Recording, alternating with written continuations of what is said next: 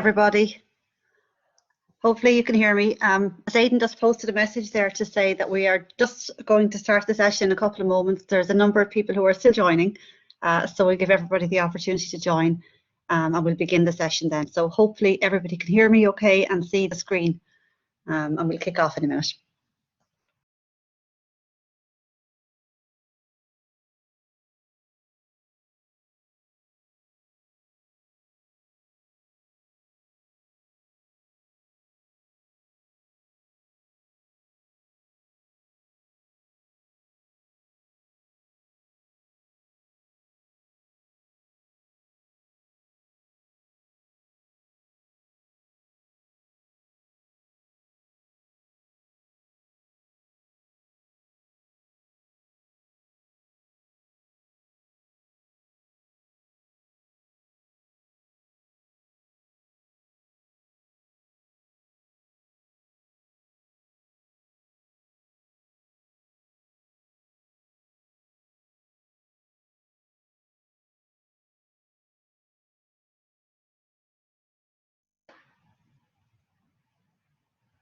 Okay, so good morning everybody.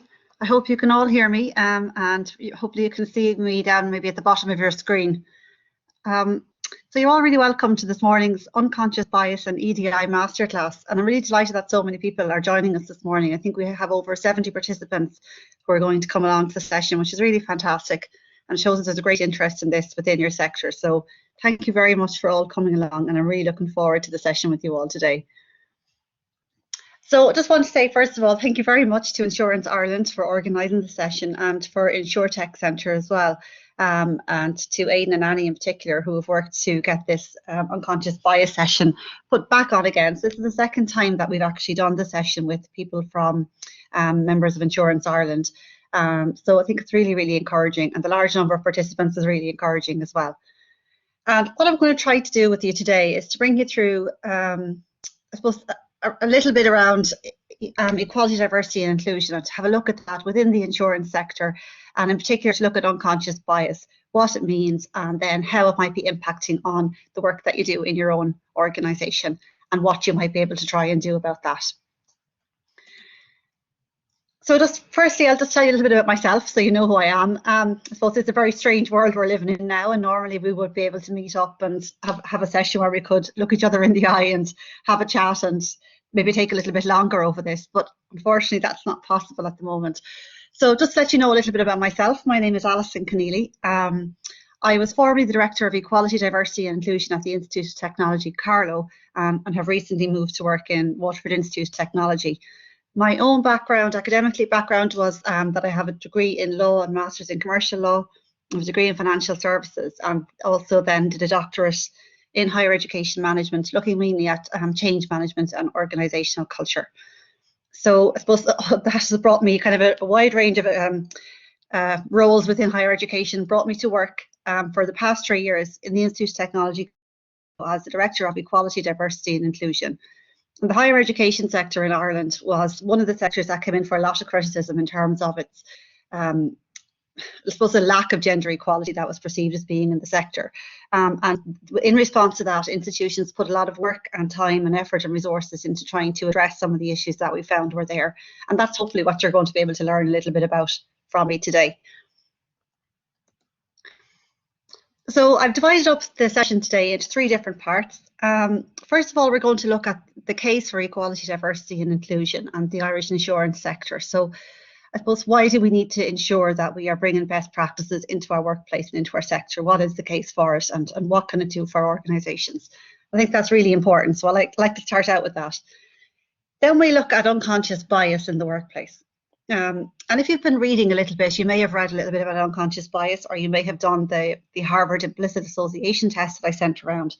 And if you have, you'll see that there's lots of different opinions on this. And, you know, some people really value unconscious bias training, and other people feel that it doesn't actually change anything. So that's why I'm going to go on to part 3 as well. So part 2, we're going to look at what is unconscious bias, how can we challenge it in our workplace. But I suppose the whole point of unconscious bias training is that we not only bring it back to our organisations, but that we actually try to implement change as a result of what we've learned.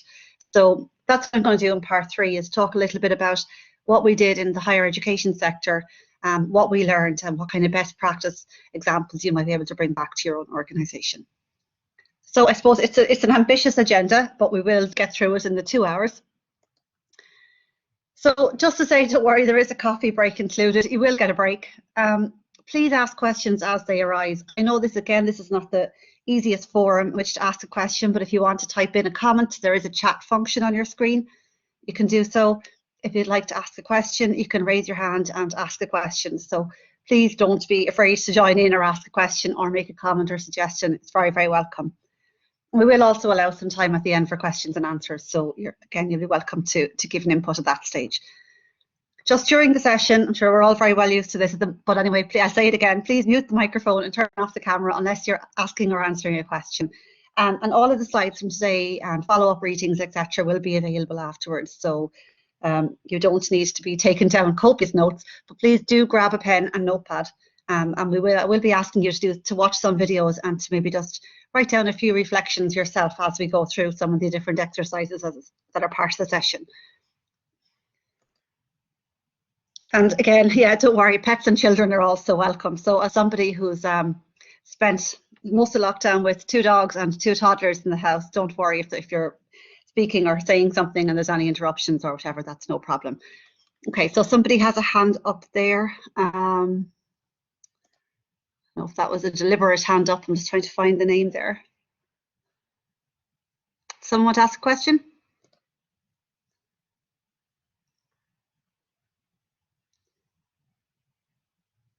Okay, sorry, I can't hear. If somebody wants to ask a question, just unmute. Okay, maybe it was an accidental hand raise. If it was, don't worry. And again, any questions you can ask or put them in the chat, so it's no problem. Okay, so the first part we're going to kick off and look at the case for equality, diversity and inclusion and the Irish insurance sector. So why is this really important for us? And I always try to divide this up into 3 kind of areas. I think there's a really strong, obviously there's a really strong moral case as to why we should value equality, diversity, inclusion, and why we should try to ensure that our workplaces and our work practices value equality as well, and is a truly inclusive place to work for people. There's also a very clear business case, which maybe not that many people take much time to consider. And of course, then there are lots of legal obligations that we have in this area as well. So I'm going to briefly go through each of those with relevance to the insurance sector. So we'll start with the business case, because this is what sometimes gets you the most leverage in the organisation. If you're trying to talk to people, particularly at a senior level, around why should we be trying to make more emphasis or put more resources into equality, diversity, inclusion. Well, I suppose from a business perspective, this is why. So there's lots of research on this, and you can find it, and I have some references there. But basically, companies which are deemed to be inclusive or which actively promote equality, diversity, and inclusion measures are twice as likely to meet or exceed financial targets set by the firm. They're 3 times to be as likely to be high performing or deemed to be high performing. They are 6 times more likely to be innovative and agile, and 8 times more likely to achieve better business outcomes. And there's references to that down below, but I mean, there's very clear research on this now from across the business world as to why companies which are inclusive and which are more diverse from both a gender and a race, ethnicity perspective and from an age perspective, etc., as to why they do so much better. But the business case, it is very clear on this. And McKinsey & Company, they every number of years, I think every 3 or 4 years, they do a large scale piece of research on this. They publish a large scale piece of research on this, and they analyze data from a number of companies. So in 2019, they did a data analysis on over 1,000 large companies from over 15 countries.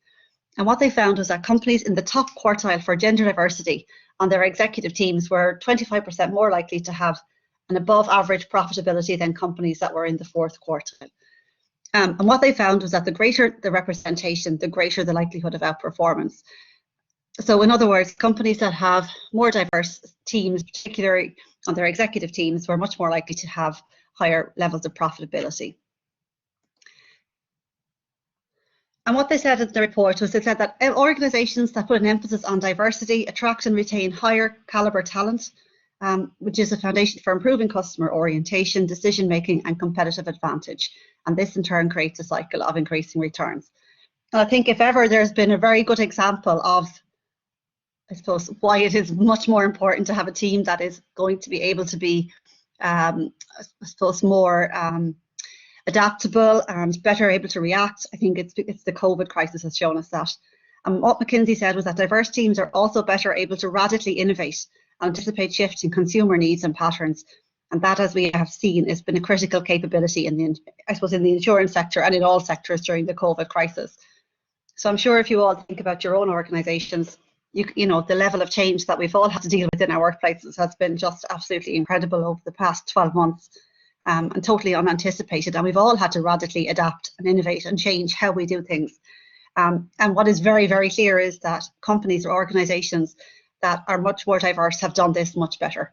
And so I think it's a really good case study as to why diversity really matters from a business perspective.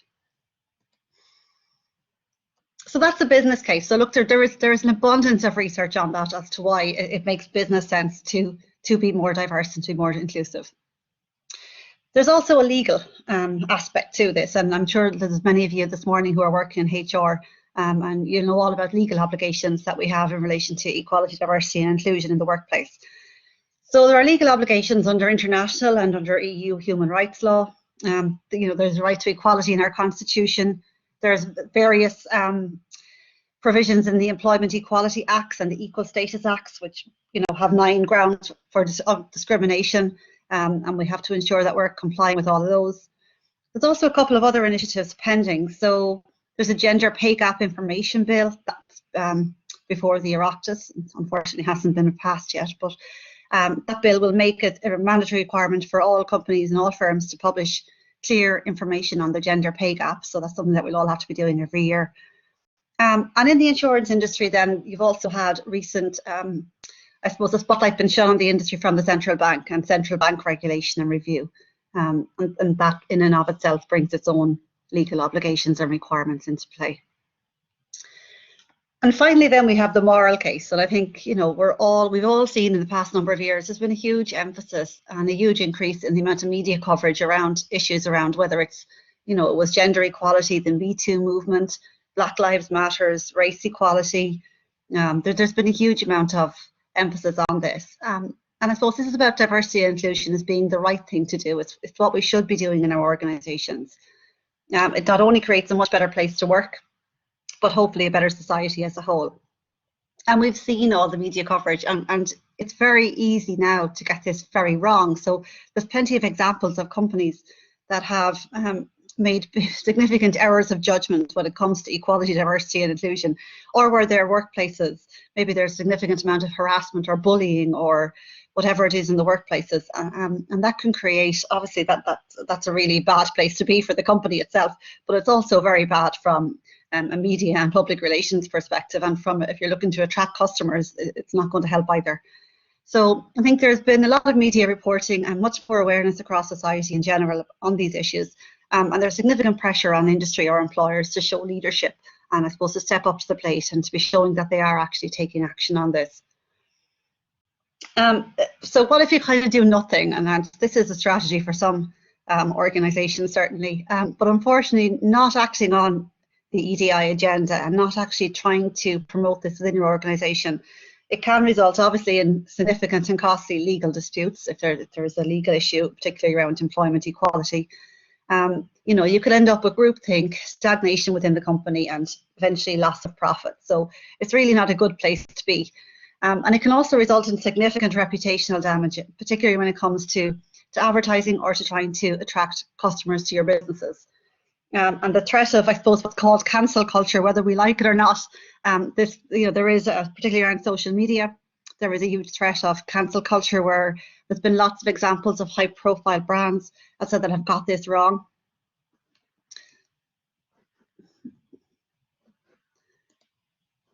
Sorry, I think the slides will stop there.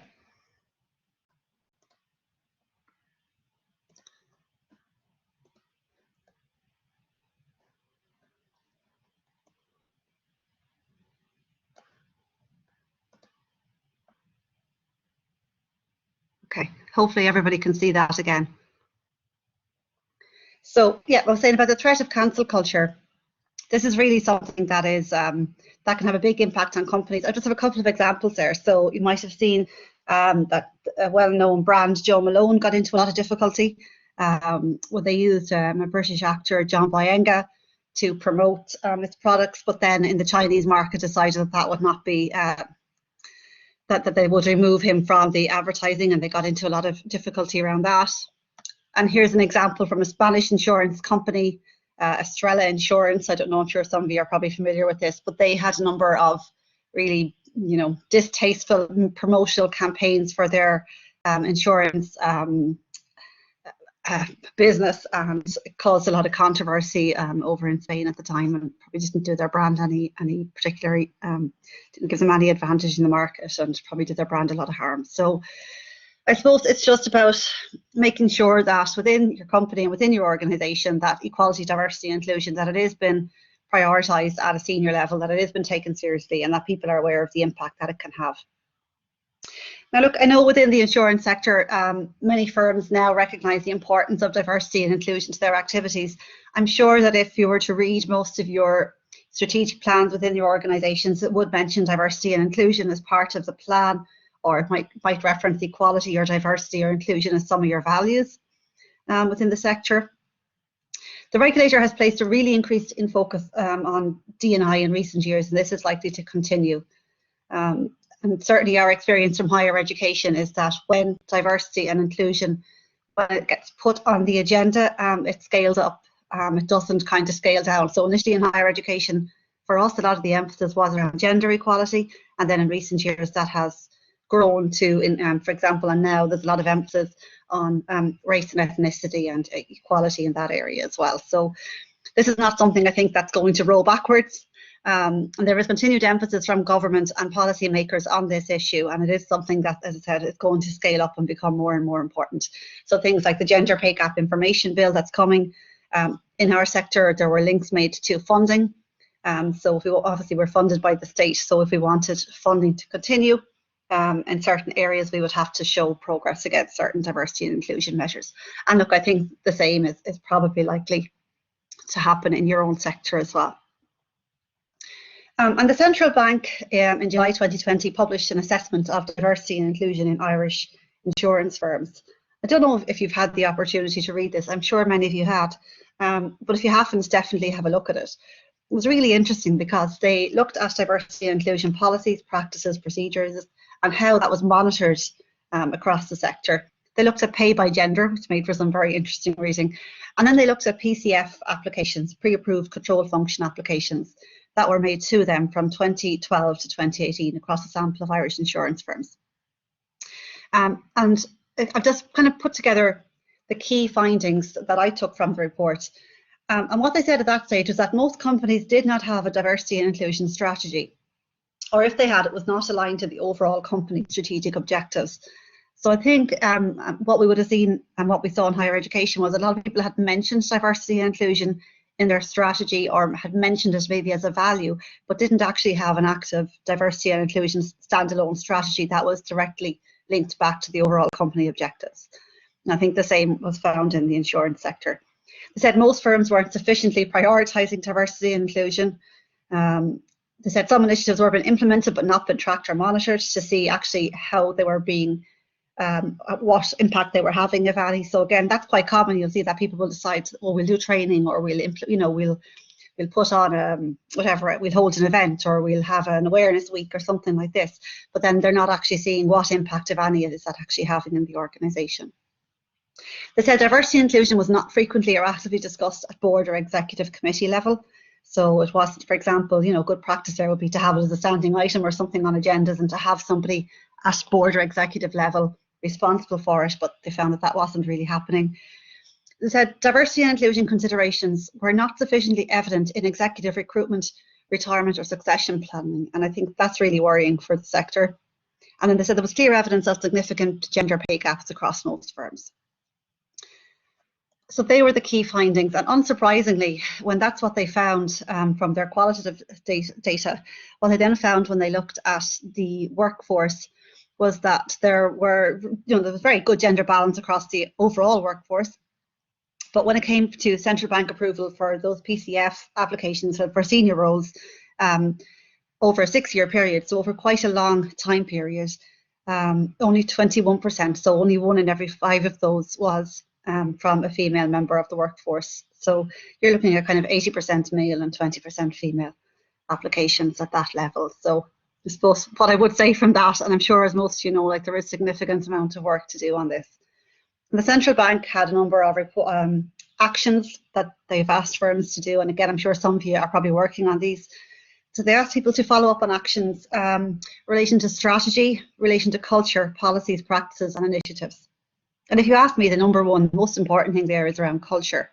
And that's what I suppose unconscious bias feeds into. It looks at what is the culture within your organization. You know, what are the things that we unconsciously judge people on, that we unconsciously decide without even realizing it. It's just the way things are done. It's just the way we do business here. And to me, culture is the most important thing that people have to tackle. We can all have strategies and policies and procedures and so on, events, training, but unless we actually look at the culture, what it's like to work within our organization or to work within our sector, then it's going to be really difficult to engender any kind of change. They then say that firms must develop and implement a clear and ambitious diversity and inclusion plan, which must be reviewed and reported upon annually and must be demonstrate progress against measurable targets.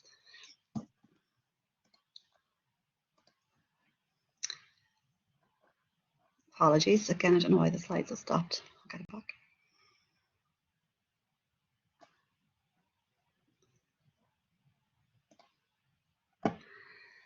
And then finally, they said diversity and inclusion must be embedded into resourcing, succession and recruitment processes. So look, I'm sure that there's many of you here today that are actually working on those initiatives, and it's great. So what I would say is that there's various push and pull factors which are forcing change within your organization and within your own sector. And the impetus now on firms is to take action. It is difficult to address these issues in isolation, and this is what we found in higher education. So while each organisation or institution could come up with our own ideas, initiatives, plans, etc., it was much, much better and had a much greater impact when we did it on a sector-wide approach. And that's why I think things like Insurance Ireland organising training like this is really good. And you know, you can do much more, obviously, when we're all working together to try to come up with a common approach to this across the sector. And it's an opportunity to do something really positive as a sector and to take ownership of the issue. So I think, you know, I don't work in the insurance sector, and actually I'd be really interested to know from you, and you might take a minute or two to have a little think about this and maybe to put some comments in the chat. But I mean, what is the culture like, do you think? I mean, what is it like to work within the insurance industry or to work within your own company? I mean, we've done a lot of surveys of staff across different organisations and within higher education. And we asked people, what is it like? You know, if you had to pick 1 or 2 words to describe your organisation or your industry, what would it be? So I think that might be, you know, would you call it, you know, diverse? Would you call it family friendly? Would you say there's a, you know, long working hours culture? Is there a macho culture? Is there an inclusive culture? I don't know. I'd be really interested. So maybe if you just take a minute or two, because we're at the end of part 1. So what I'd ask you to do is maybe just take a minute or two to have a think about, and maybe just to jot down what you think it's like to work within the insurance industry in Ireland, and what you think it's like to work within your own organisation, what the culture is like. And if you would like to share that in the chat, that would be absolutely brilliant. But obviously, I'm not going to ask you to, I'm not going to force anyone to do it, but if you'd like to share it in the chat as well, that'd be great. So look, I'll just give you a couple of minutes to do that, and then we'll move on to part 2.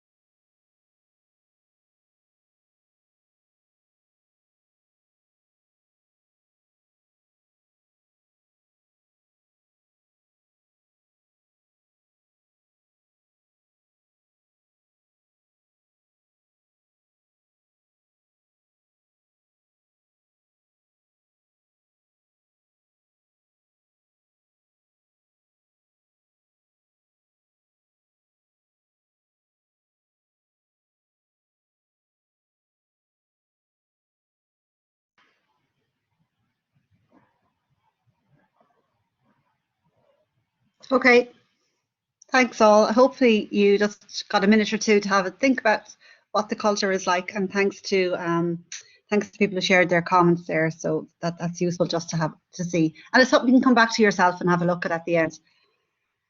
So we're going to move on to the second part, which is really, I suppose, the essence of what we're going to talk about today, and that's about unconscious bias in our workplace, in our business practice. And the aim of this section is to make you just have a think about and make you become a little bit aware about the unconscious bias that we all have, and how that impacts upon what we do on a day-to-day basis within our business. So we're going to talk about, first of all, what is unconscious bias. We look at how it might impact upon your workplace. We look at the different types of unconscious bias. There's lots of these, and some of them I'm sure you will have come across, and that when we talk about them, you will kind of reflect and say, yeah, maybe I'm a little bit guilty of that, because we all are. We'll refer back to the Harvard Implicit Association test. Hopefully you got a chance to do that, but if not, don't worry, you can do it afterwards. And then we look at how we can move forward and address unconscious bias. So when we talk about unconscious bias, I suppose every workplace probably, unfortunately, has bias within it. And bias, when we talk about bias, we're talking about a prejudice that exists either in favor of one thing. So, it mightn't be necessarily that we're against a certain person or group of people, but it might be maybe we prejudicially favor one group over another, or a group compared with another, usually in a way that is considered to be unfair. And biases, obviously, they can be an individual bias, so it can be something that you or I individually have. It can be a group bias, so it can just, that's kind of part of the overall culture within the organization or institution. And it can have a negative or positive consequence, obviously, depending on whether you happen to be in the group that is kind of favoured or not. Now, look, I know we're talking today about unconscious bias, but I think it goes without saying there's two types of bias.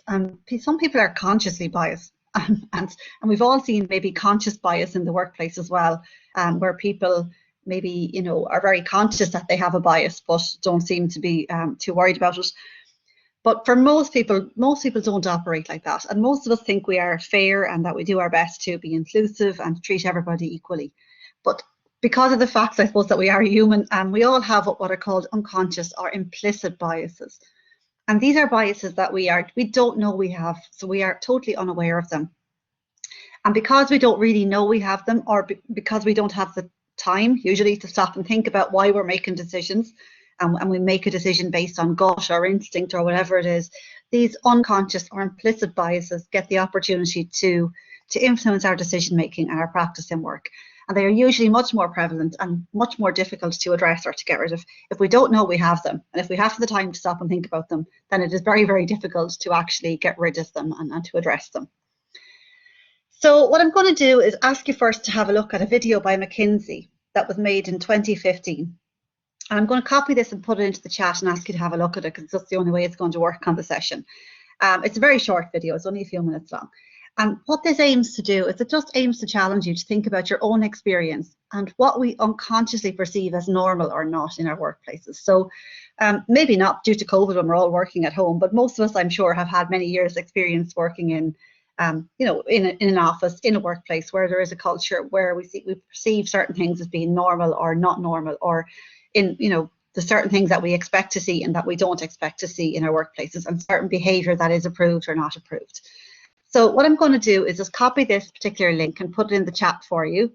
And then I'm just going to ask you to write down, have a look at it, and just take a minute or two to think about, does this provoke any reaction, within you? Do you have any thoughts on it, good, bad, or indifferent? So, okay, so I'm going to post this in the chat.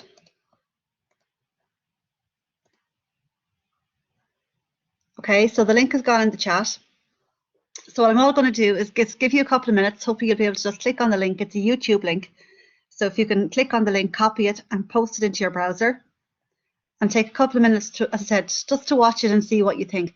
And if you have any thoughts or any immediate reaction to it, I'd love to hear from it in the chat. So I'll give you a couple of minutes to have a look at it, and then I'll tell you what my first reactions were to it when I saw it, and I'd love to hear yours as well.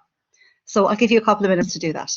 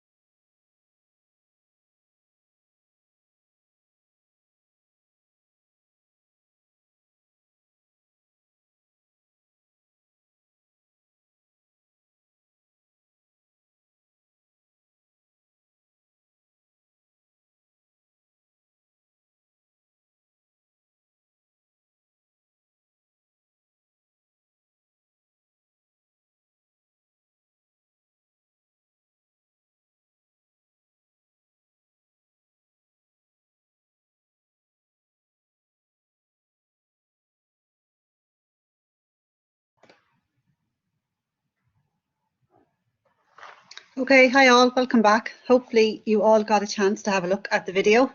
Now, like I've done this session a couple of times, the video always gets different reactions from people. So yeah, it's okay, great. So it's just interesting to see. I'd love to hear your comments. So if you get a time to put some in the chat, that's great. I remember, like, obviously it's a very exaggerated video, and you know, it's probably a little bit dated at this stage, and it's done to make a particular point.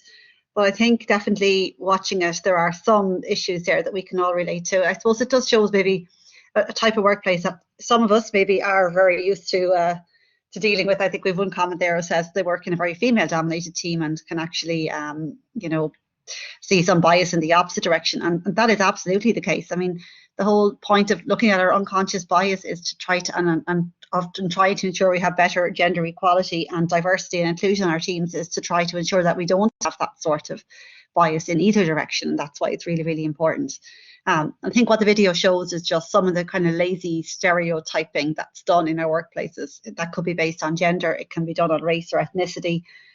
It's probably not things that people even consciously think of, but you know, that maybe it does happen. I mean, certainly the parenting or the gender bias is a very real thing, I think, for a lot of people. I know I've been asked many times if I'm somebody's assistant or to take notes at the meeting, and there's nothing wrong with that. I suppose every so often do whatever, but I can definitely relate to that on a personal level. And I think, you know, the lazy stereotyping of certain people as being, you know, genders, maybe one gender is more emotional than the other, or is tougher than the other, or, you know, whatever, like those types of stereotypes and biases, be they conscious or unconscious, just really aren't helpful for any organization. So look, hopefully you got a chance to have a look at it, and you know, you might reflect on it later. And some people really hate it and think it's terrible, but I suppose it should just get us thinking a little bit around what are the kind of things or assumptions that we just take for granted and that we don't challenge in our workplace. So when we talk about unconscious bias, unconscious or implicit bias, as it's often referred to if you're looking at any of the American literature, they are the underlying attitudes or stereotypes that we unconsciously attribute to another person or to a group of people. And that affects how we understand and engage with the person or group. So basically what happens is that our brain makes these these unconscious decisions about people. And we look at a little bit more that later as to how that or why that happens. And these beliefs then impact upon how we engage with that particular group of people. So they can obviously be a positive belief about a group of people.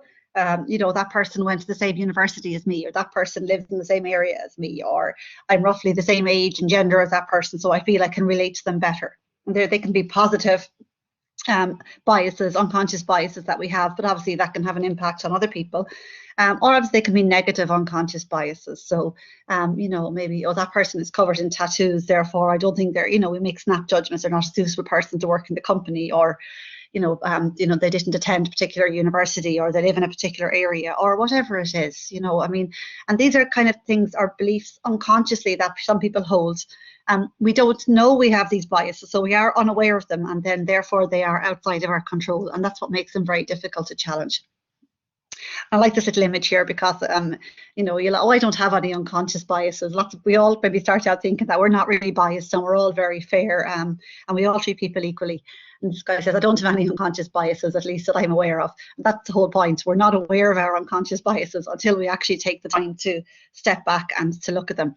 I don't know if any of you got the opportunity to do the Harvard implicit association test, but if you didn't, I really hope you do take the test, because that was a test designed, and it's available, it's free to use for everybody, and it's something that you could even do within your own organization or within your own team. And it just makes us aware that, you know, even though we think and we have certain priorities and that we make decisions in a certain way, that we probably still have these underlying unconscious biases that are part of, I don't know, how we were socialized or how we grow up, or how the culture of our workplace is, and they're so deeply ingrained that we don't think about them, but they definitely do impact our decision making. So the whole point of unconscious biases is that we don't really know we have them. And how we form these biases, like this is the subject of a huge amount of academic research, which I'm not going to go into, but obviously how we experience the world and how we treat and, you know, meet and impact and interact with other people, it's influenced by a huge number of factors of our background. So, you know, our our cultural environment and our own experiences that we've had, our personal experience, all influence our unconscious mind and all influence how we make decisions about people. So obviously things like our gender, how we've been brought up, our physical ability, our level of education, our culture, religion, ethnicity, our level within the organisation that we work in, you know, the income that you have, sexual orientation, your cognitive or mental ability, age and marital status, family status, etc. There's a lot more that are factors that aren't even there. But all of these things influence how we interact with other people and how we make judgments about other people, whether we like it or not. Like, there's nothing wrong with this. This is just how our brain works. So it's just being aware that this is actually happening. And these unconscious biases that we have are often incompatible with our conscious values, attitudes, and intentions. So if you did that Harvard implicit association test, you will have seen this. So, you know, all psychologists and people who study this will tell us that our conscious mind accounts for about 10% of our decision making and of what we do. And our conscious mind is all about our willpower, long-term memory, thinking logically and thinking critically. And we all like to think that's how we make decisions. So if we're interviewing somebody for a post, or we're making a decision about whatever it is to do with a customer or client, any sort of work decision, we all think that we think logically, that we act critically, and that we use that part of our brain to come up with a logical decision. But all the research will tell you is that actually what we do, particularly when we're pushed for time, which most of us are on a daily basis, is that we revert to making decisions with our subconscious or our unconscious mind. And that accounts for 90% of what and why and how we do things. So that comes down to our beliefs, our emotions, our habits, what we value, our long-term memory, our imagination, intuition, and protective reactions. So, like, you'd often hear to somebody, oh, I have a gut, I have a feeling about this person, they're going to be a right fit for the company, or, oh, it's just intuition, I just, you know, whatever, these kind of things. Sometimes people will say that. And that's kind of evidence of our subconscious mind at work. But whether we like it or not, as I said, particularly when we're busy, we do make decisions based on the unconscious mind and our unconscious biases or decisions. And research shows that our brain, and this is amazing really, our brain processes 11 million pieces of information at any one time. And we are only consciously aware of 40 pieces of information at best. And that's at the very best. I don't think I have 40 pieces of information going around in my head that I'm consciously aware of. So the amount of work that our brain is doing behind the scenes is incredible. What happens with the rest of what's going on and the other information that we're taking into our brain? So what our brain does is it filters or categorizes the information. It associates that information with other information that's already in our brain. It sorts it out and stores it there for future use. And that cognitively, that's what's happening to information that we're taking in every day. And that then influences the decisions that we're going to continue to make. So I have another brief YouTube video here, and I'm going to do the same thing again.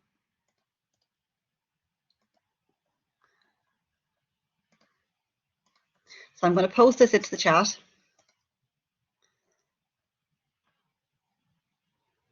Okay, so hopefully that's gone into the chat. I'm sorry I have to do it this way. It's just Collaborate won't allow me to. I can show the picture but won't show the sound, which isn't much good to us. So I'm just going to post it into the chat and ask you again, just do the same thing here if you wouldn't mind. Just have a look at it for a couple of minutes and we'll come back to the session again.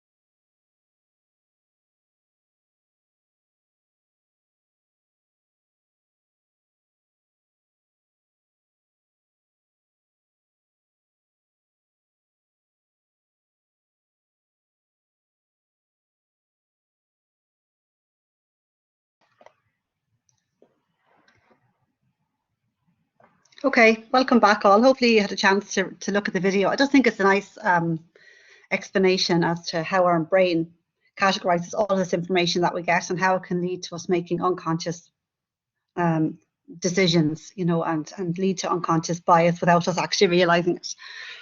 So I think what's important from that is that unconscious bias happens when we automatically make quick and sometimes inaccurate assessments of people and situations. And it says, therefore, biases can be much more prevalent when multitasking or when working under pressure. You know, we're under pressure to make a decision, whether it's, you know, in an interview panel or whether it's, you know, dealing with a customer or a client or interacting with another member of our team or making a decision about who does what work, etc. And we just make a snap decision and we don't really maybe evaluate why we're making that decision. And as the last video said, if we don't actively try to include, we can unconsciously exclude people based on these unconscious bias that we have. So definitely working under pressure and time pressure, which we all do on a daily basis, it definitely gives unconscious bias more opportunity to flourish.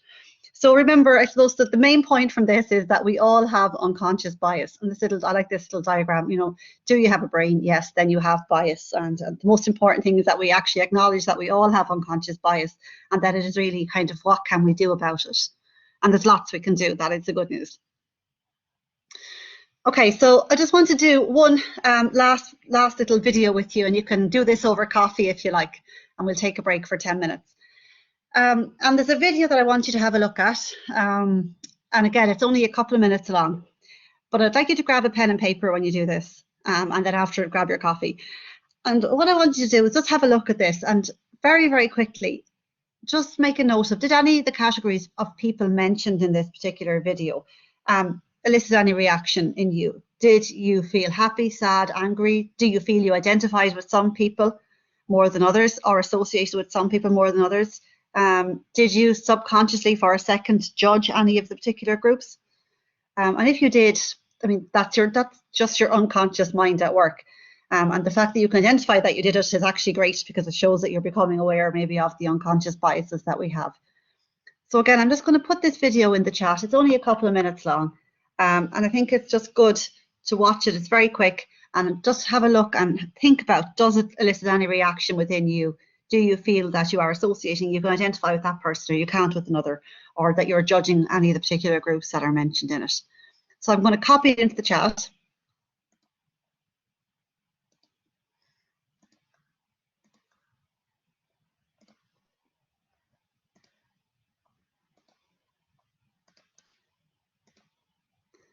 Okay, I'm going to copy it into the chat. It's gone in there. And again, it's a really short video. It's only, a minute long. So what we'll do is we'll do that. I'll ask you to do that exercise and then grab a coffee. And what we'll do is we'll meet back at about 12:10 and we'll move on to the next part of unconscious bias training. So off you go, and I'll see you back at 12:10.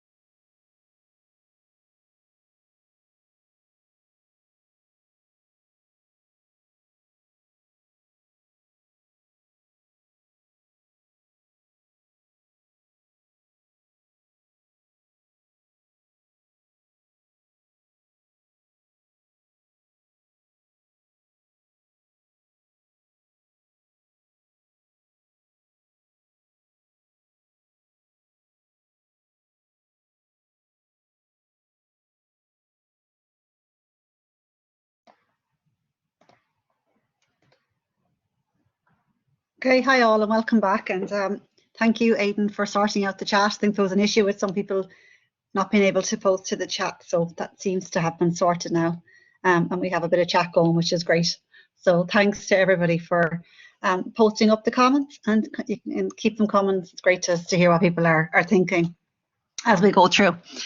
So we finished up by, I suppose, having a think about unconscious bias and how our unconscious mind can make snap decisions and categorize people or associate them with past experience that we might have had, either positively or negatively. So what I want to talk about in this part of the session is, I suppose, first of all, how can unconscious bias impact your own workplace? And then what are the different types of unconscious bias, and what can we actually do to try to address them in some way? So how unconscious bias can impact on your workplace? I mean, it can actually impact upon, if you think about it, upon almost every aspect of what we do. And it does depend on what your role is within your own organisation. Obviously, if you are making decisions about who is going to be hired or fired or promoted within your organisation, if you're carrying out performance reviews or evaluations, if those are linked to promotions and pay, if you're allocating work to people. So if you're making any of those kinds of decisions, it's really, really clear that your unconscious bias can impact upon those types of decisions and can impact upon people's careers. If you are making decisions around allocating resources to particular areas or projects, obviously if you're making decisions around what products you're going to offer, what pricing, and how you're going to price your products, who you're going to offer your products to, who you're going to market your products to, and then again your unconscious bias can come into play there. And it can also, of course, impact upon pay. I mean, I suppose that's kind of the outcome of this, is that we've seen that there's a significant gender gap across all sections of Irish society and in the insurance sector as well.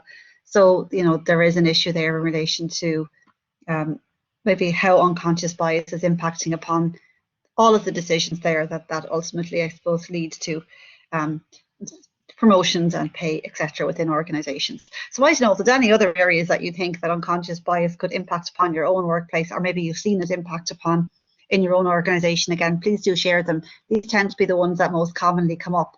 And that's why when we later look at what actions we can implement to try to address these, we tend to come back and focus on these areas. So, you know, these are the types of areas, if you're making decisions around any of these things, it's where you need to be really, really careful about your own unconscious bias. You know, so if you're making a decision about who's going to be promoted or who you're going to recruit, or, you know, who is going to be allocated certain work or whatever it is, then, you know, these are the types of areas that you need to be very, very careful about. And just try to remind yourself about unconscious bias and trying to ensure that you're being inclusive actively.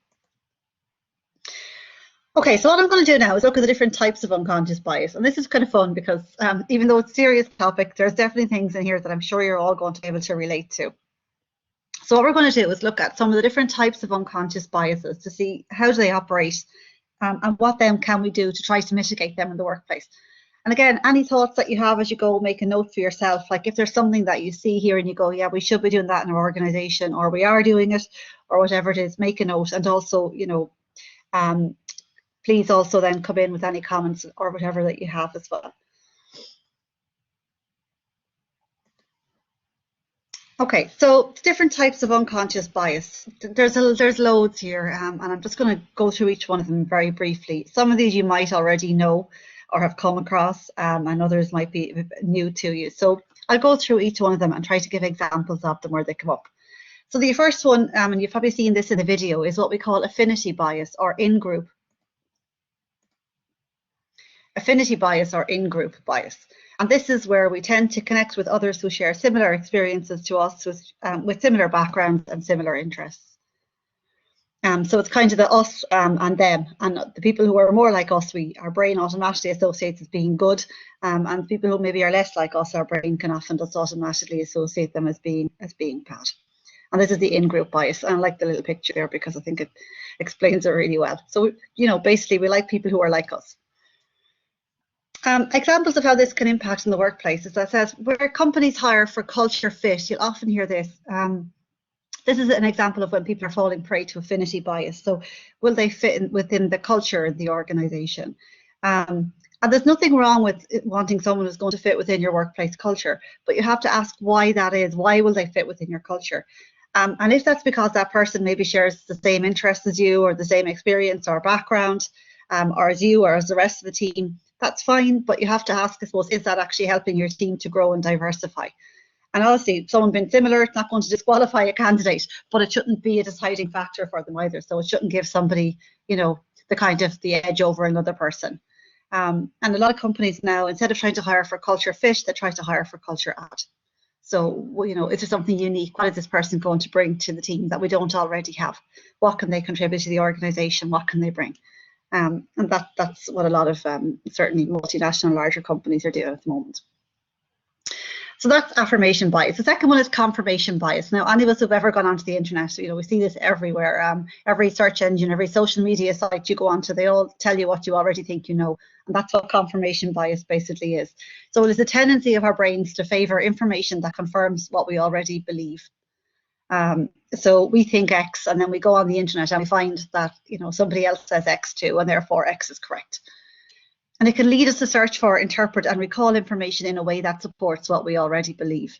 And I suppose I'm a lawyer, so I'm great at this. I can, you can make a case for anything, you can find an argument for anything, and you can find, we can all find some sort of research or cases or whatever it is to back up whatever point we're trying to make. And that's really what confirmation bias is about. So it can lead us to draw conclusions about a situation or person based on our own desires, our own beliefs, our own prejudices, rather than an unbiased merit or fact. And again, I like the little cartoon here because, again, it just illustrates the point where the woman says, it makes no difference what I say, you've already decided I'm guilty. And then, it's confirming the bias of, the judge or whatever he is there saying, gasp, which can read the mind. So confirmation bias is, we see this every day in our lives. And how this can impact upon your workplace, it can really impact upon recruitment. So it can often play a detrimental role at the very beginning of the recruitment process. If you're looking, if you're reviewing a CV and you form an initial opinion of the candidate based on things like their name, or if they have I don't know if you still have names and genders and addresses on application forms, but if you do, like sometimes, it can be a snap judgment based on their name or where they're from, where they went to school, where they went to university, that type of thing. And this can follow you into the interview process, and you can steer questions to either confirm the initial opinion of the candidate, and that could be a good or a bad opinion, so that's why it's really, really important to avoid confirmation bias by asking, and most places do this, asking standardized skills-based questions that provide each candidate with a fair chance to stand out, and really asking the same questions of every candidate. And this will help prevent your team from asking too many off-the-cuff questions that can lead to confirmation bias. So you might have one person who's really keen on this candidate because he went to the same school and he went to the same university as they did, or they might relate to them, or whatever it is. And they might say, well, I think this person's going to be great for the job. And then they ask that person maybe questions in a slightly different way, or they find something in their answers that already confirms the opinion they have of them. So again, standardized questions and sticking to that quite rigidly, skills-based questions. I think everywhere is really doing that, but that's why you do it. Okay, the next one then is attribution bias. And this is where you try to make sense of a person, or you judge a person's behavior based on an observation that you made of them before and interactions that you've had with that individual that make up your mind about them. So you're attributing, you had an experience with them in the past, and then after that, I suppose that in a way clouds your judgment. All your other interactions with that person is clouded by that particular judgment. So I have another, again, it's a really short little video. This is the last video. So I'll just copy it and paste it into the chat for you.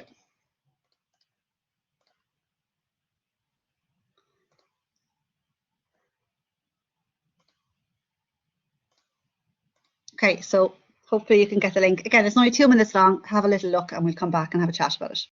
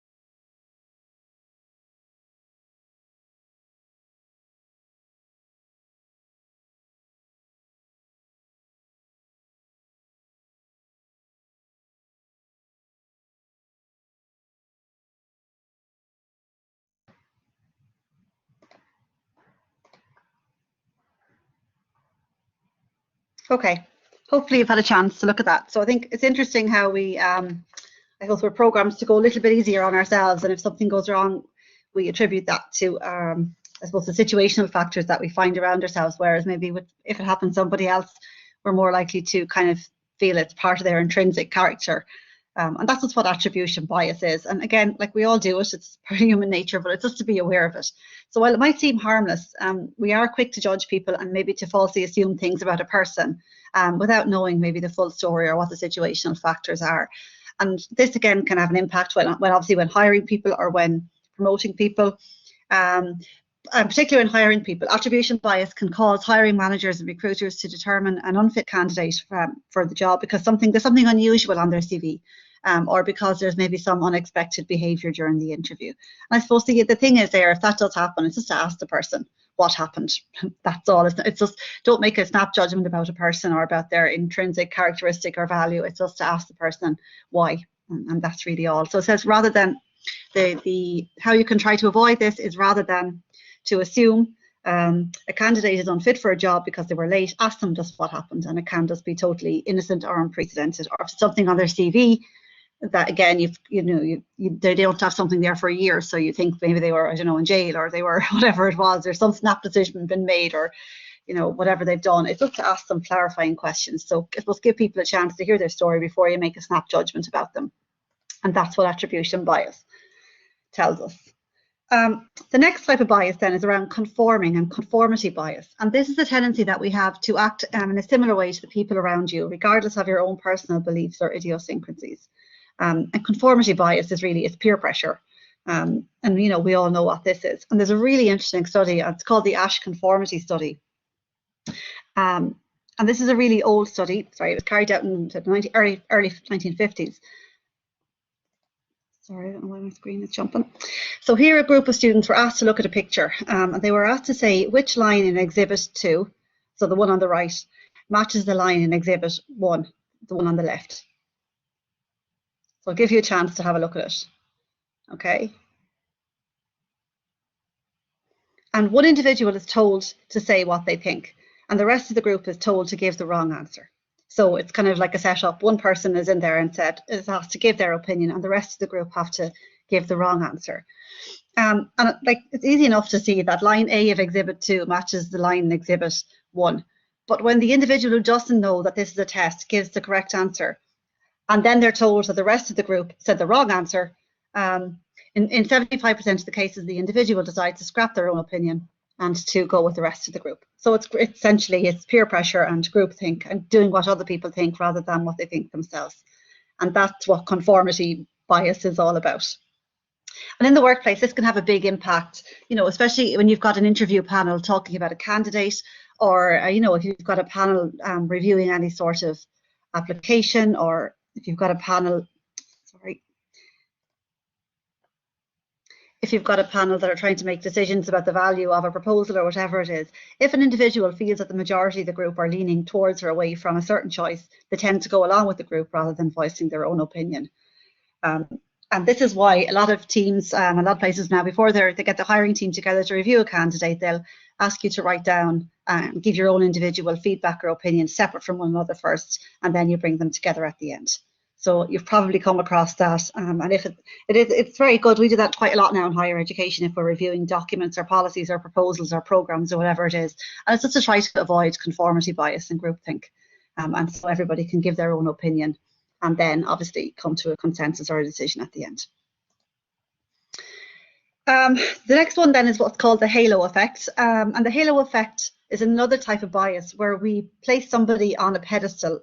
And we think they're great and that everything about them is great after learning one kind of impressive thing about them. So there's an example there. Oh, that guy, he studied in Harvard, and then all of a sudden, I suppose we then think that that person must be a great person and totally suited for the role or for whatever it is in the workplace. So this can have a big effect on the hiring process. So for example, a candidate maybe works at a particular highly regarded company or graduated from an elite university. And while that's not to say that shouldn't be taken into account, of course it should, but the decision shouldn't be made on the basis of that one attribute alone. So that you can't let that one kind of halo effect thing impact upon the rest of the decision making. So this can be really, really dangerous, especially if you're reviewing a lot of applications for a post. If you're looking for something unique that you think makes a candidate stand out. But if you do that, you must also consider what are the other skills and attributes that you're looking for, and see then, does that person match up across all those other areas as well. So it's just about making it fair and just being careful that you're not falling into that, the halo effect trap. And then the opposite of that is what we call the horns effect. And this is where you judge a person and you attribute negative qualities to them based on one quality. And this is an example. For example, an overweight co-worker or somebody might be perceived as being lazy. And this is another type of bias that we'll come back to later as well. And there was research from the 1920s, Thorndike's research, centered around asking high-ranking army officers to evaluate soldiers on different qualities. And the results consistently shows that soldiers who ranked highly in the first few categories scored high in the others as well. And soldiers who ranked poorly in the first few categories scored low in the others as well. And it's going to come back to think that maybe first impressions count too much. And if we perceive something negative about a person, that can then impact on how we perceive all the other things about that person too.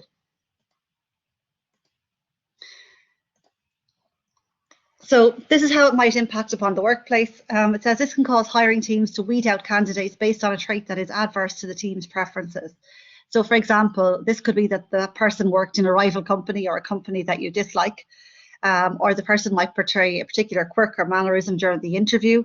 And even though it's a very small factor, which really doesn't maybe impact upon their suitability for the role, the horns effect kick in, and then we kind of have this gut feeling and we judge somebody negatively. So how you can best avoid this is that if you do have a negative feeling about somebody, take the time to figure out where it's coming from. And if it's something superficial or insignificant, then obviously, you need to kind of put that back in check and make sure that you're making, a fair and unbiased decision about the person. The next type of bias then is what's called the contrast effect. And again, this is kind of it's part of our unconscious mind. It's part of human nature. It's where we compare ourselves to others. So I like the image here, where we have the woman on the beach and she's, saying, oh, it's a great idea to put on my dress today. And then when she starts, comparing herself to one group of people, and then when she compares herself to another group of people, then, the outcome is not so favorable. So this is where you compare two or more things that you have come into contact with each other, either simultaneously or one after the other. And if you've ever been in interviews where you're interviewing people and you maybe get a brilliant candidate in first, and then you kind of nearly feel sorry for the candidate coming in next after them, because it's going to be very difficult to actually, you're going to compare one with the other.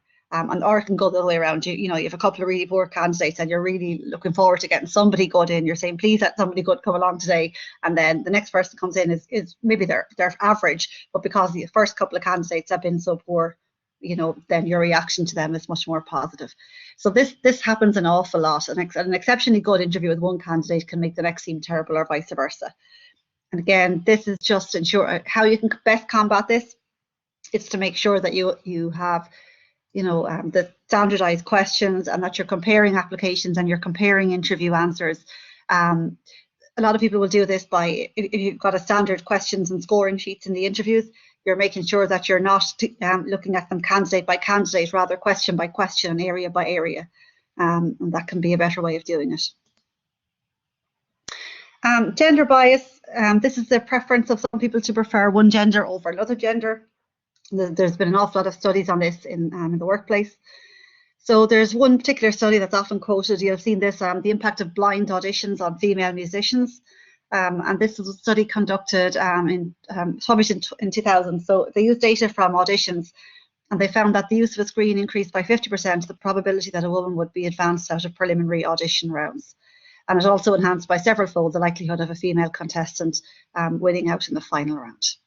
So that's why most auditions now take place blindly. So how to avoid gender bias? Again, conducting blind screening of applications that excludes aspects of a candidate that could reveal their assumed gender, like name and interest. I mean, like I know a lot of places don't put or show the candidate's name or any details that might reveal their gender on the applications, or just remove them from the applications if you're given to people for shortlisting or for review. Obviously, if it comes to an interview and you're going to meet the person, you're going to be making assumptions about what their gender is and so on, but you can at least try to eradicate that during the shortlisting process. So it says you can also set diversity hiring goals to ensure your company holds itself accountable to equitable hiring practices. So Ireland is not, it's not really, doesn't happen very much in Ireland. There are some industries where, there will be certain quotas or targets to try to ensure that there's gender balance at certain, or maybe on certain boards or at certain levels within the organisation. And again, it says to make sure that you compare candidates based on skill and merit rather than traits that can cloud your judgment of them. So again, it's just to be careful of it and to think about it.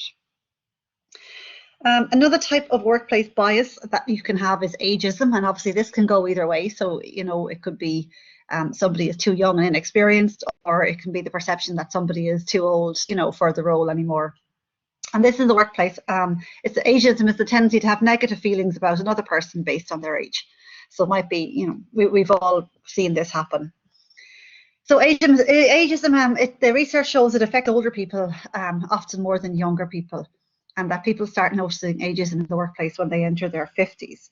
Men usually start to notice when they enter their 50s, and women say they notice it when they enter their 40s. And at that point, it can be much more difficult to change careers, find a job, or move up in the career ladder, because employers tend to value younger talent, even though experience and expertise might be crucial. So look, there's nothing wrong with saying you want a certain number of years experience to do a job or whatever it is. That's absolutely fine. But it's just to be sure that is there for a reason. Like all of these criteria that we have just need to be linked very carefully to why we just need to have a rationale as to why we actually need to have those criteria in place. Because what I often hear is that, well, we're making the decision based on merit and we're reviewing people against a set of criteria. And that's absolutely fine. That's the way it should be, as long as those criteria, like what are the criteria? Are those criteria fair and reasonable? Or who has made up those criteria and have they been reviewed from an EDI perspective? So that's a really important thing. How you can avoid ageism is, again, just to be aware of it and try to debunk some of the myths around workers of different ages. And again, you can create policies that prevent age bias, or can have hiring goals or age diversity, as part of your plan for recruitment. Another one, and this is, again, you can see how this can be an issue for people, particularly if they're trying to get a job within a company, is around name bias. And name bias is the tendency people have to judge and prefer people with certain types of names. And all the research has shown is that names that are of Anglo origin are preferred by recruiters and people who are shortlisting for jobs. And this is one of the most pervasive examples of unconscious bias in the workplaces, and the numbers bear it out. There's been a lot of research done on this in the US, and one study found that white names received 50% more callbacks for interviews than African American names in the US, and applicants who are living in nicer neighbourhoods also received more callbacks for both white and African American names. So again, a name, obviously you're asking people to put in their name and details so you can contact them, but does that then need to be part of their application if you're looking at shortlisting or anything like that?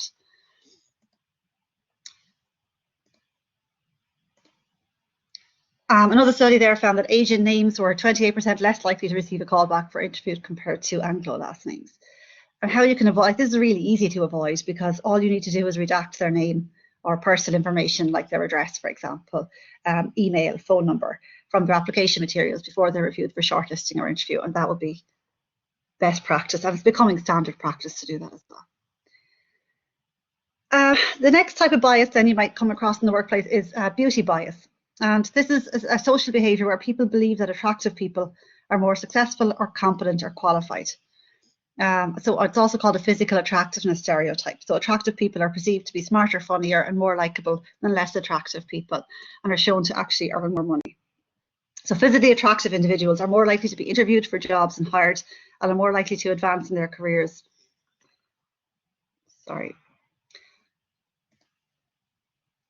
And often earn higher wages. And this can come up, there can be common manifestations of appearance-based discrimination, for example, against people who are obese or overweight, who dress differently than the norm, candidates, people who have tattoos, that comes up quite frequently, or people who don't fit in with the society's dominant aesthetic criteria. And that can, that can make people make a snap judgment about a person that then influences the decision as to whether or not that person is a suitable candidate. So how you can avoid this is, you know, again, structured recruiting and interviews, and review and promotion processes. So you're comparing people equally, and that you might be doing a phone screening rather than a video or in-call interview. That can help people as well to identify candidates and not to take their physical appearance into account.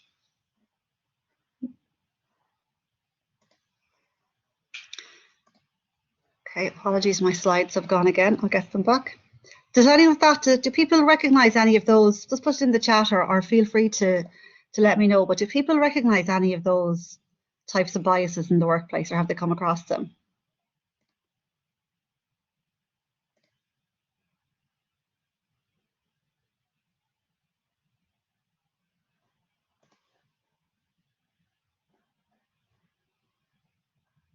No comments. Hopefully you're still with me and can hear me. Like, I know I would have seen a lot of those, you know, conscious, people aren't doing them deliberately, but certainly you would have come across situations where you've seen some of those biases in action. I would have anyway, so I'd be interested. Type in any of the comments or the chat if you see something that you think that you have come across. Okay, so there's one comment there about somebody who has tattoos and hides them. Yeah, you see, that's the kind of, and it's just that people can make a snap decision or judgment, and you know, they're the kind of issues that unconscious bias tries to address. So thanks for sharing that. Related then to the beauty bias is the height bias. And yeah, as somebody who's 5'2" now, I feel very strongly about this one. But height bias, or heightism, is a tendency to judge a person who is shorter or taller than the socially accepted norm. There was really interesting research done on the CEOs of Fortune 500 companies on this. And studies have shown that employers perceive tall job candidates as more competent and more employable and more healthy. And a survey of the Fortune 500 CEO heights, sorry, I don't know why this keeps jumping on me.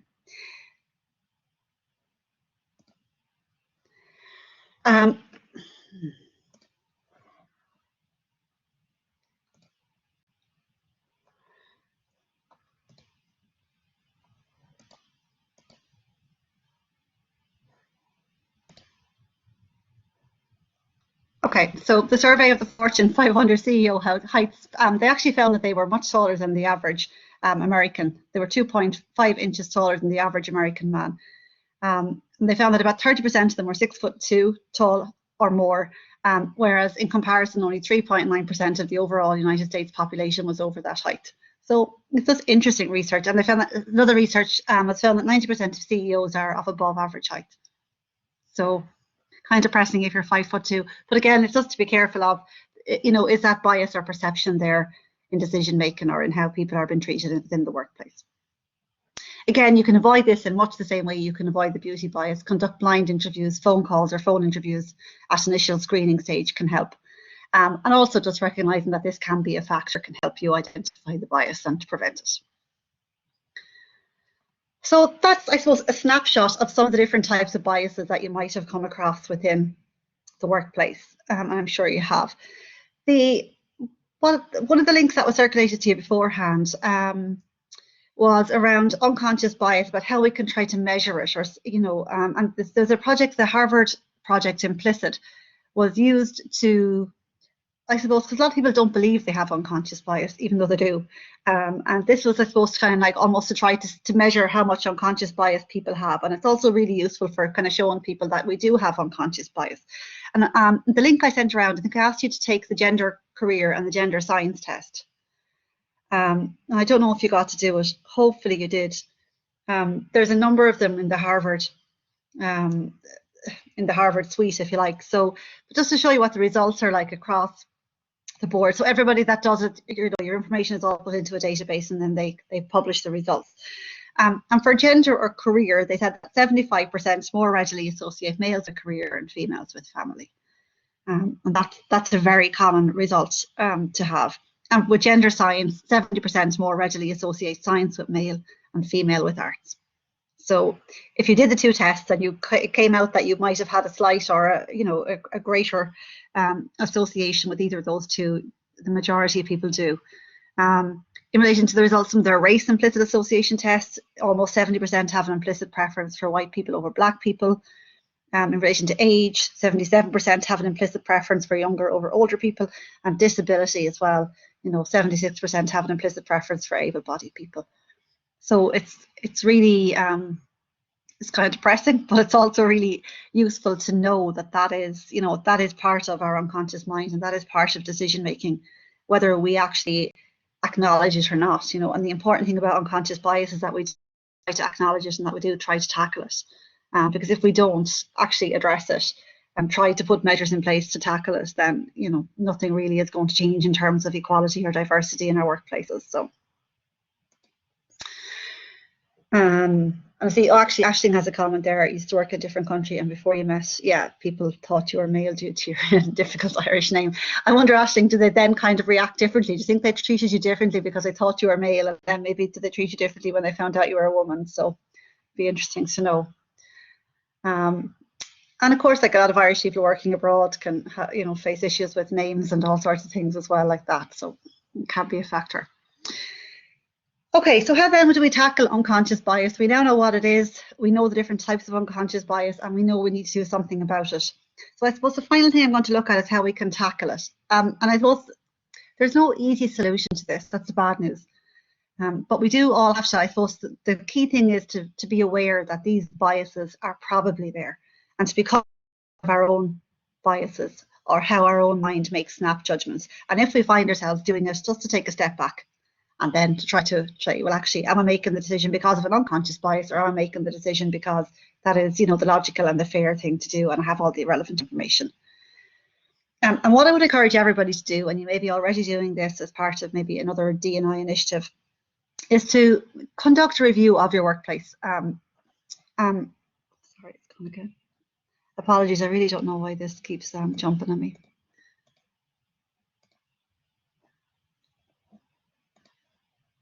But the most important thing to do, just while I'm waiting for the slides to come back, is really to conduct a review of your own workplace, because there's lots of ideas and initiatives that you can look at online and you can see what other people are doing.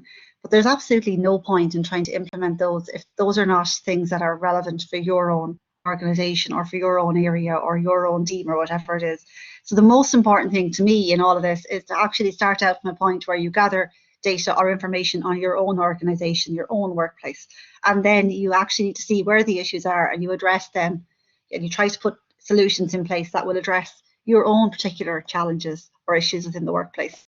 There's no point trying to copy, what everybody else has done. You can go online, you can get all sorts of fabulous diversity and inclusion strategies and plans and actions and all the rest.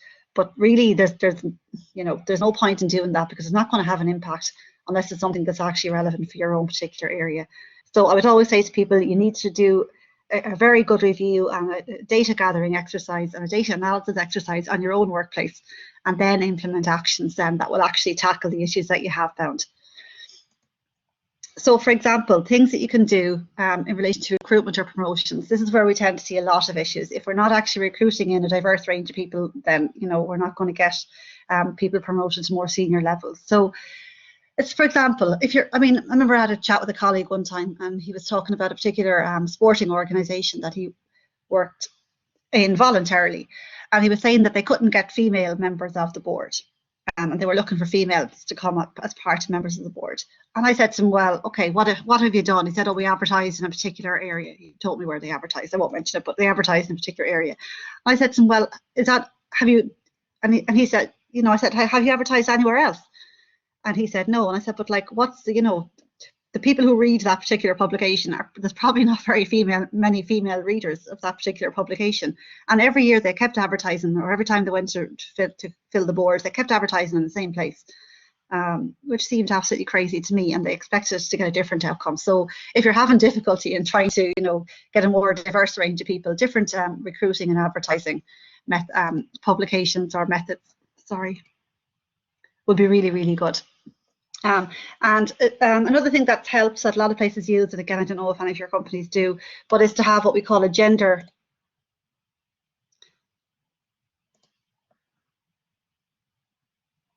Sorry, I don't know why it keeps jumping. Apologies.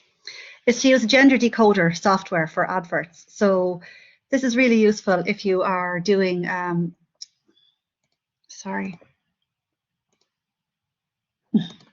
This is really useful piece of software you can get, and I don't know if any of you used it, but you can have a look online and get it, and you can run job adverts through it. And we did this a couple of times initially just to see what would come up. So I remember we ran a post for a head of faculty of engineering through the gender decoder software, and unsurprisingly that came back. It analyzes all the words and kind of categorizes them as to whether they would appeal mainly to male or female applicants. And unsurprisingly enough, that came back as appealing much more to male applicants. And then when we ran the advert, another advert for, I think it was a head of teaching and learning post through the software, it came back and told us that would appeal mainly to female applicants. And I suppose the idea of this is that it highlights words, and it allows you to try to address some of the language in your job adverts and try to make them, you know, appealing for both genders, I suppose, to try to ensure that you get a good mix of candidates. So that software is out there. I think you can download it for free and use it for free. And then there are some kind of better software packages that are there. But I know certainly in IT Carlow, that was one of the things that we included in our gender equality action plan, is that we would use the software for all adverts.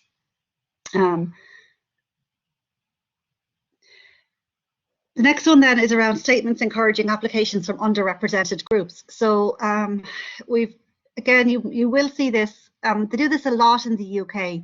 It's starting to happen in Ireland a little bit more, but it's where you have a particular team or area that you're recruiting for, whatever it is, and if you have a huge underrepresentation or significant underrepresentation, you can actually say on the job advert, we particularly encourage applicants from, whatever it may be. It could be, we particularly encourage applications from female applicants, as they're currently underrepresented in this particular area.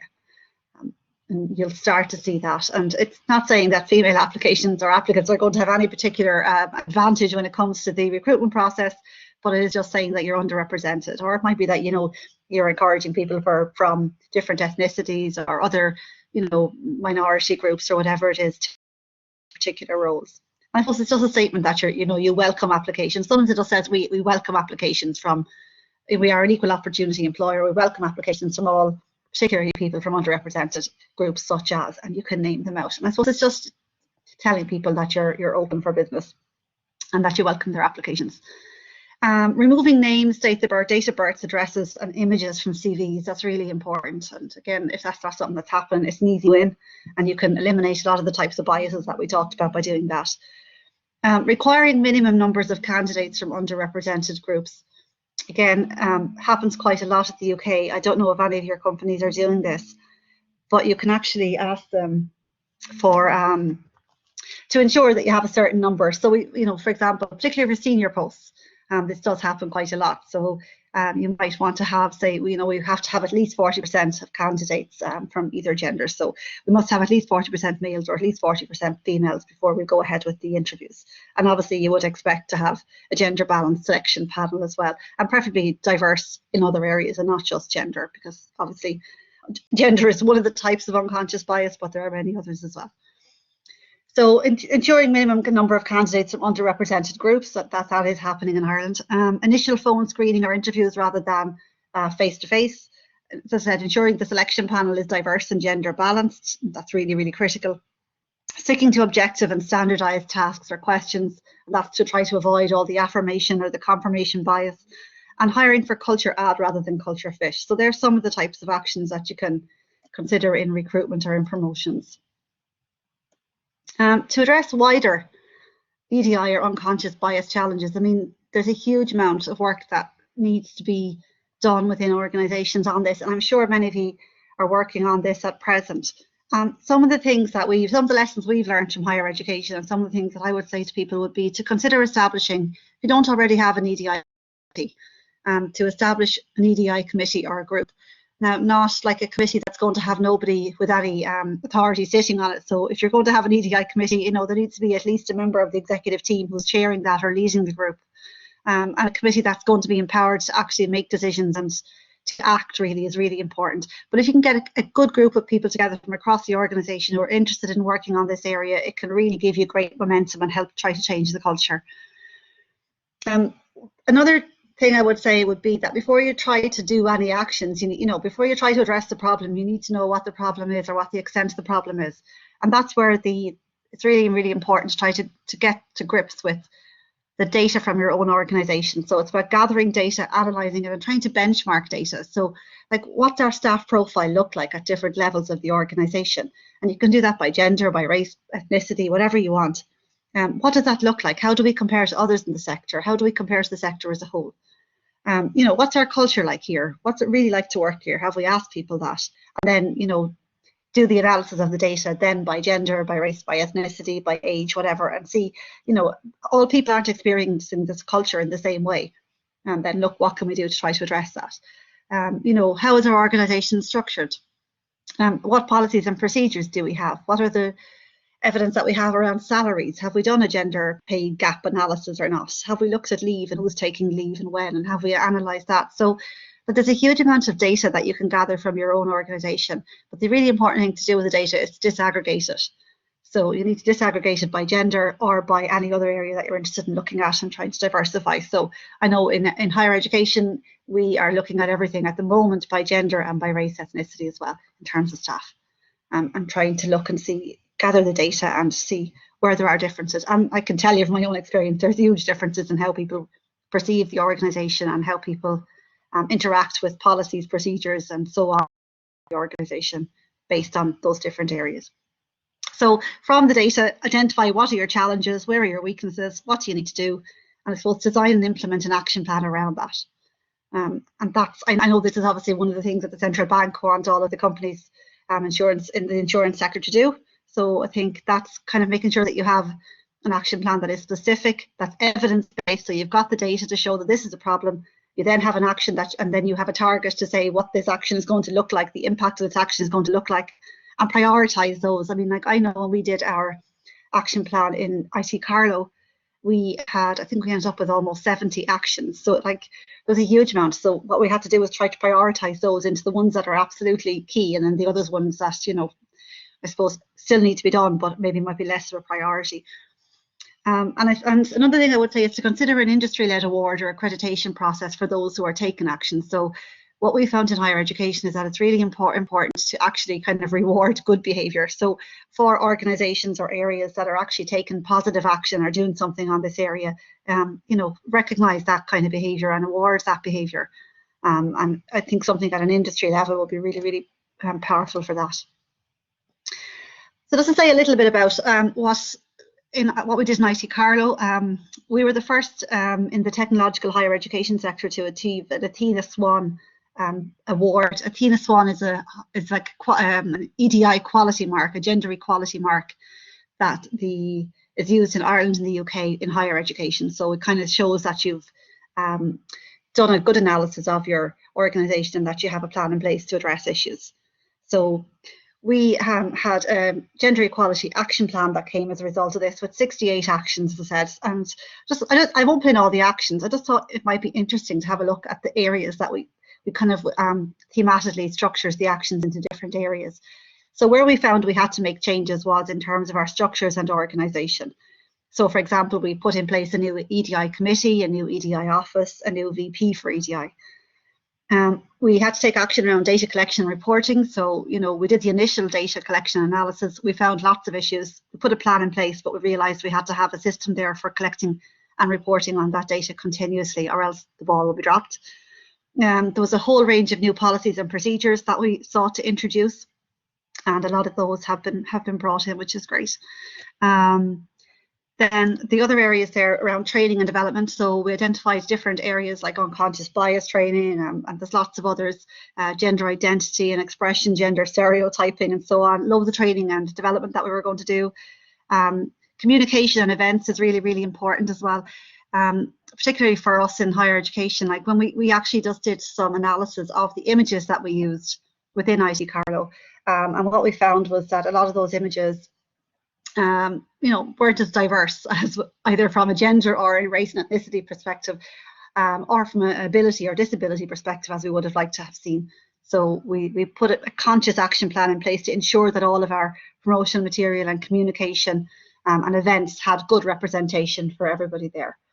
And then the final one then was around culture and wider EDI supports. So lots there around, you know, ensuring, I suppose, that our decision making, and that how we actually ran our organisation, that the culture of how we did business. I suppose that EDI became a part of that in every way. And you know, that we would always stop and think about a decision from an EDI perspective. And one of the best things we did on that actually was we're introducing an equality impact assessment form, which just makes us stop and think about the 9 grounds in the employment equality legislation. Every time we try to bring in a new policy or procedure, or if we're going to introduce it, you know, something that's going to have a significant impact in the institution, that we always stop and think about that from an equality perspective. So they were the action plan is actually available online. You're very welcome to have a look at it if you want to go through it. But just gives you an idea of what ours looks like. And I know that there's lots of others from other organisations available. So finally, just to say, my experience, and I think the experience of most people who work in this area, is that what's called a fix the women approach, or fix the underrepresented group approach, will not work.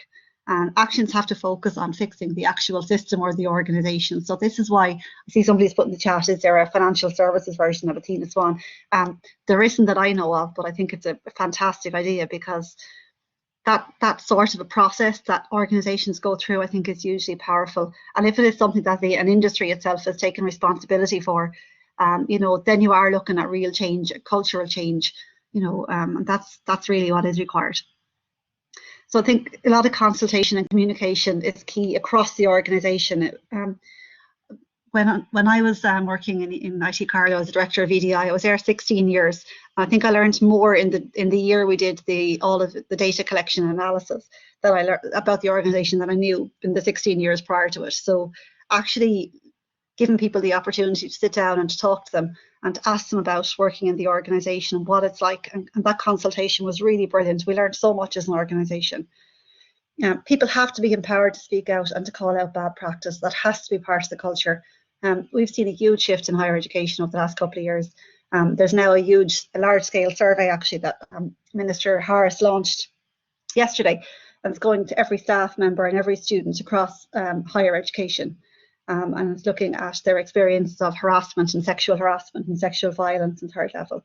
And I think if that was 4 or 5 years ago, before Athena Swan and before all the work on EDI, we wouldn't have been in a position probably to be ready to do that, whereas now people do feel empowered and are much more willing to come and speak about their own experience. So I think, you know, you have to have that kind of culture in an organisation.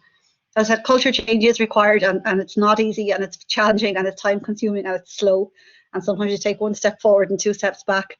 But I think, you know, it is worth it, and there must be leadership. The final thing I would say is there must be leadership from the very top and genuine commitment to succeed. If it's just a box ticking exercise, you know, there's no point investing time and resources into it. So genuine leadership from the top is really, really important. Okay, that's the end of the slides. Sorry, some of them were jumping a little bit there. I don't really know what was going on, but apologies for that.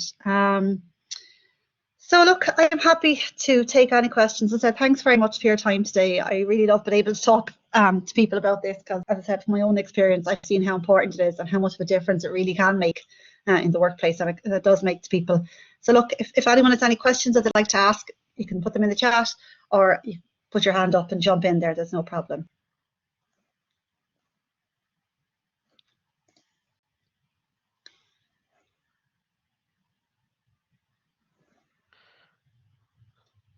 Don't all jump in at once now. Maybe it's 1 o'clock and everybody's gone off somewhere else. But well, look, what I will say is my email address and the details are there. Okay, so if anyone does want to drop me a line afterwards, drop me an email or ask a question, feel free to do so. I know I've covered a lot today in the 2 hours, but I just wanted to give you kind of a good overview of unconscious bias, and of the things that you can start to think about in your presentation. So some comments there. Yeah, the slides will be shared. Yeah, definitely. I'll get those slides shared, and you can take them back to your organisation, and you have the links to all the videos and things like that. So it's something that you can do yourselves amongst your own team as well, and it's just to start. You know, the hardest part is just to start a conversation, and you know, once you get it going, then what I certainly found is that you had lots of people who really wanted to work on this area, and you know, they were the only meetings I ever went to, the EDI committee meetings, I think, where people were genuinely really enthusiastic to go. You never had to drag anyone along. And if you can get those types of people on board in your organisations and championing the cause, then, you know, you're on to a winner. It'll do great. So.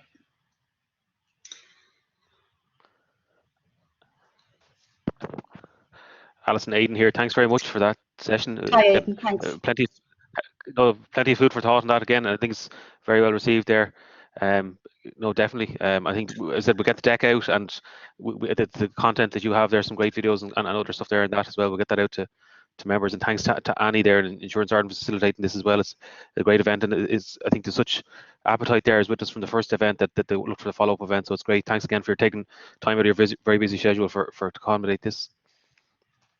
Okay, delighted. Thank you very much, Aidan. And I just see one question there from Aisling about around the gender pay gap bill, and I can't resist answering this. Do I think it's going to have a big impact? I'd be delighted to see it passed in the first place. I think they've been stalling an awful long time on it.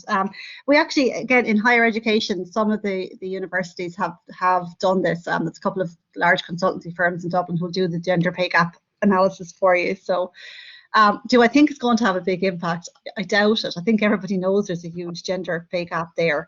So I think it's good. But I think until companies, like if there's a few really good companies that have very little gender pay gap, then they're going to definitely start attracting much more stronger female talent to work in them. I think that's when it might become have an impact, because if I, as a woman, was going to work in company A or B, and company A has a much lower gender pay gap than company B, well, I know where I'm going to go. So I think that's what it'll have an impact. So look, it's a step in the right direction.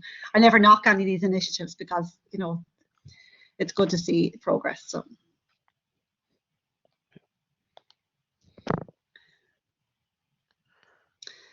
Okay, well, look, thank you all so much. It was lovely. I'm sorry I didn't get to meet you or see you or anything else, but as I said, do feel free to drop me an email or whatever afterwards. It's no problem at all, and I will get back to you. And thanks for giving me 2 hours of your very valuable time at the moment. So thank you very much. Thanks, Alison. Thanks very much for that. Take care. Thanks, Annie. Thanks, Aidan. Thanks, Annie. Thanks. Thank you so much.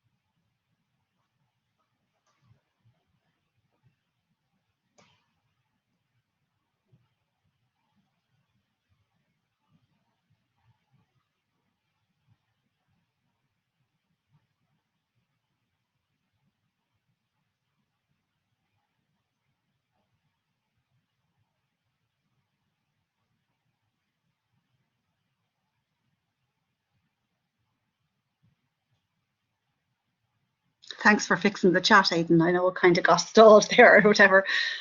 Don't know what happened.